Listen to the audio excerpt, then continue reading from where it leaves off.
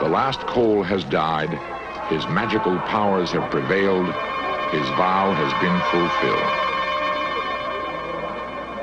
There has got to be some kinds of explanations that have to do with another science, certainly nothing that we know about.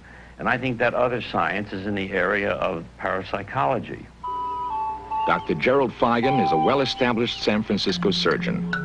Several years ago, while on a trip to the South Pacific, he participated in a firewalk ceremony. My feelings prior to the firewalk and during the 6 hours of preparation were rather kaleidoscopic. They go in and out into the occult, back to science. My background in science naturally would make me cautious and make me want to understand what was going to happen in this thing. Traditionally, in Polynesia, the rocks are heated for 2 full days. When ready, the 1,000-degree heat can be felt several yards away.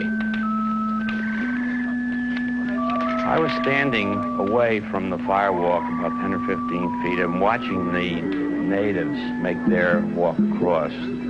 It seemed to me that the whole performance was extremely eloquent.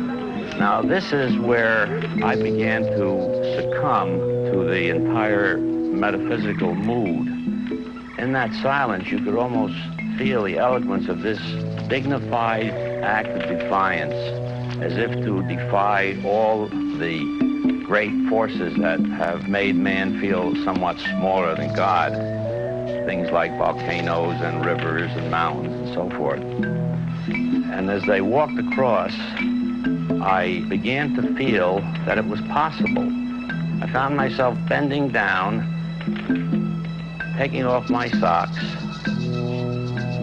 walking over to the priest, and I was conscious of a peculiar paradox. There was an intense heat from my knees upward, but my legs and feet felt cool. And when I stepped off the bed, for that moment I felt that I had a brief challenge, not only by the mystic and striking forces of the universe, but also there was a slight tipping of the hat to death.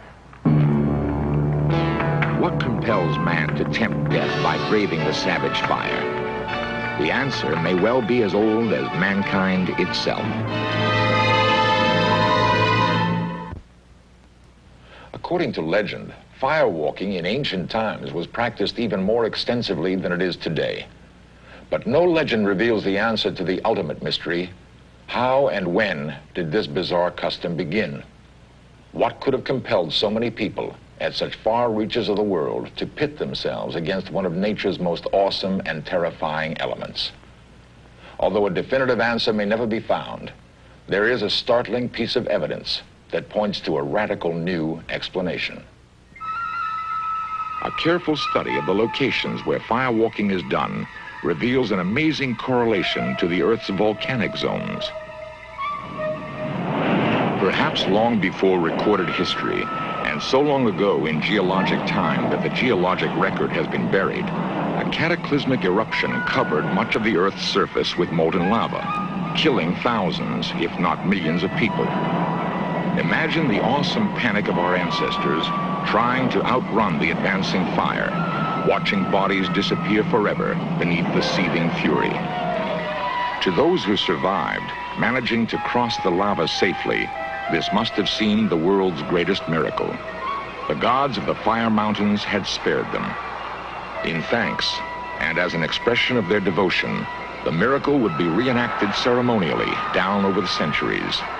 The story passed along from parent to child, but a story from so far out of the past that its original meaning has been lost for all time, except in the hearts of men.